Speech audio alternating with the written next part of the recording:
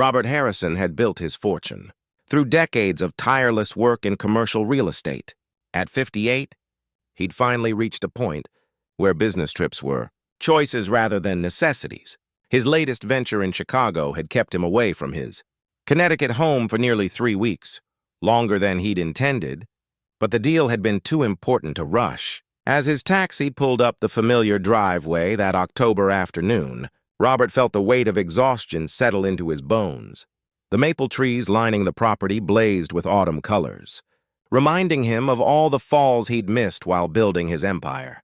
His wife Margaret had passed 2 years ago, leaving him to raise their 7-year-old son, Tommy, largely with the help of household staff.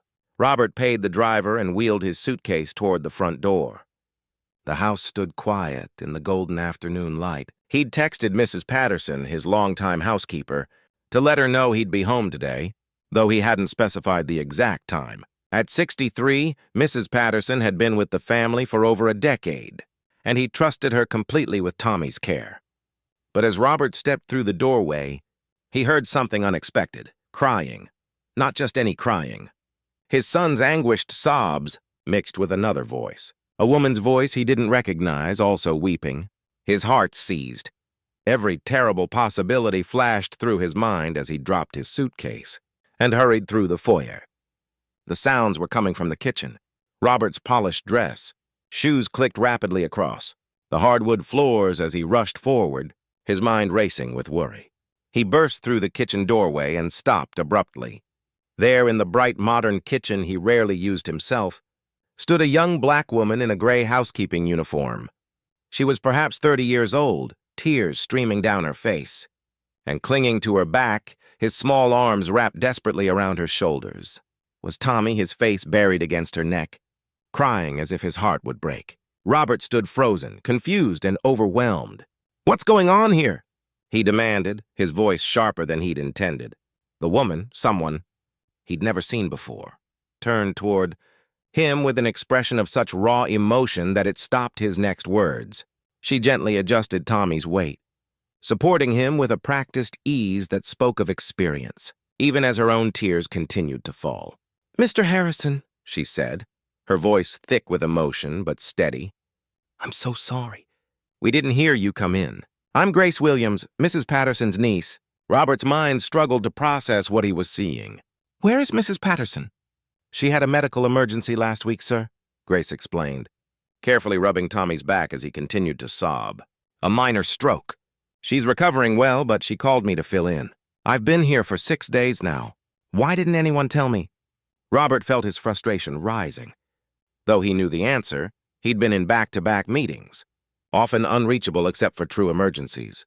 "Mrs. Patterson didn't want to worry you, sir. She knew you were closing an important deal. And Tommy, well, Tommy's crying intensified, and Grace paused, her attention fully on the child. "Sweetheart," she murmured gently, "your daddy is home now. You wanted him home, remember?" But Tommy only clung tighter, shaking his head against her shoulder. Robert felt something crack inside his chest.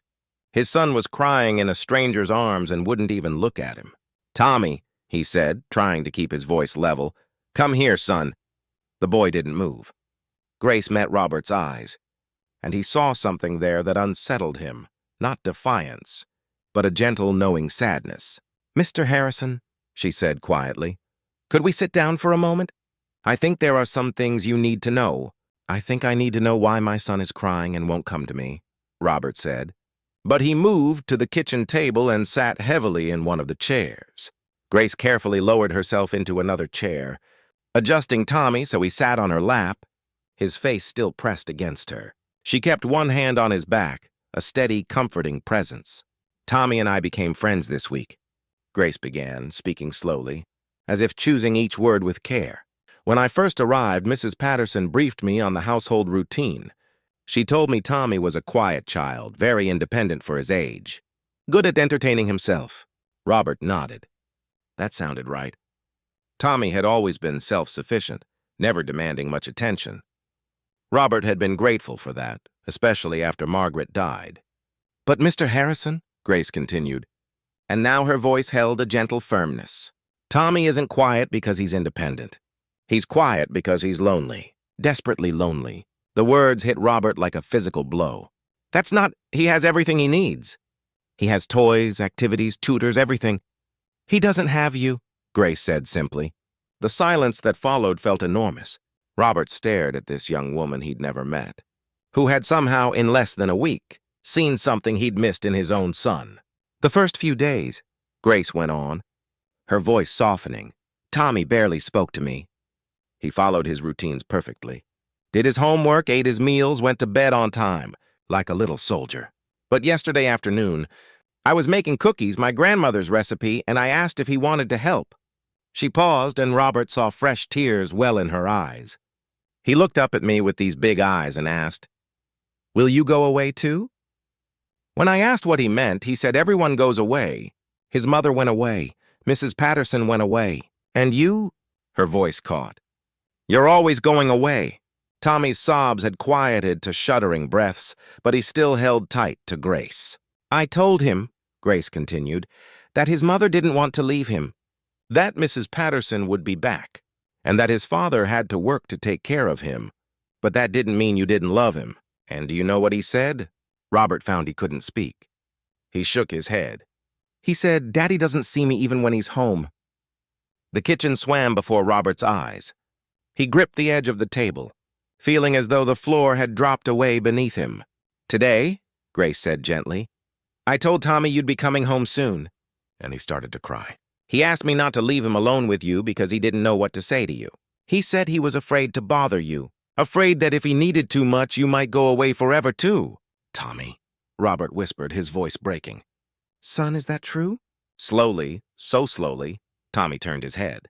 His small face was red and swollen from crying, and in his blue eyes, Margaret's eyes, Robert saw fear mixed with desperate hope. I don't want to make you mad, Daddy, Tommy said in a tiny voice. Robert felt tears streaming down his own face.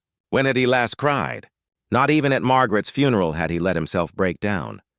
There had been too much to handle, too many arrangements, too much work to bury himself in. Come here, Robert said, opening his arms. Please, Tommy, come here. Tommy hesitated, looking up at Grace. She smiled at him, a smile of such warmth and encouragement that Robert felt grateful to his core for this stranger's presence. It's okay, sweetheart, Grace murmured. Go to your daddy. Tommy slid off Grace's lap and walked slowly to Robert. When he was close enough, Robert pulled his son into his arms and held him tight. Tighter than he'd held him in. How long? Years, perhaps. I'm so sorry, Robert choked out. I'm so sorry, buddy. You didn't make me mad. You could never make me mad. I've been doing everything wrong. Tommy's small arms wrapped around his neck, and the boy began to cry again, but differently now. These were tears of release, of relief.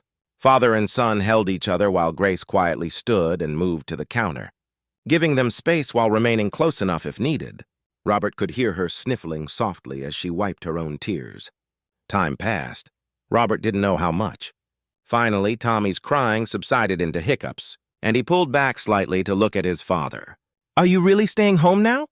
Tommy asked. Yes, Robert said. And even when I have to go to work, things are going to be different. We're going to be different. I'm going to be here for you, really here. I promise. Okay, Tommy said, and for the first time in longer than Robert could remember, his son smiled at him.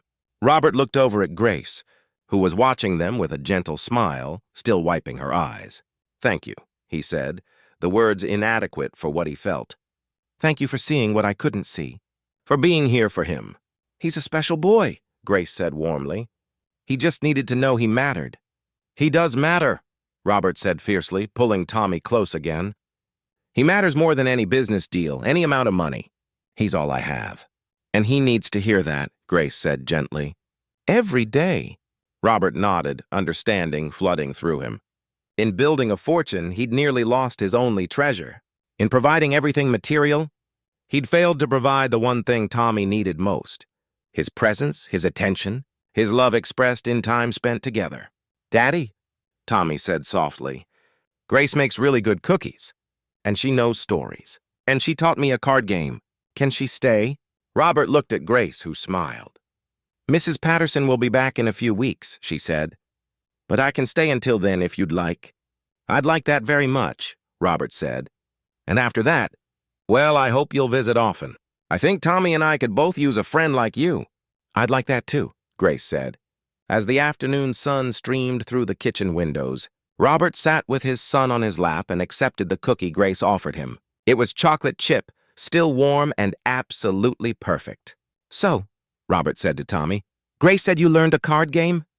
Will you teach me? Tommy's face lit up with joy so pure it made Robert's heart ache. Really? You want me to teach you? Really, Robert said. I can't think of anything I'd rather do. And for the first time in years, Robert Harrison meant it with his whole heart.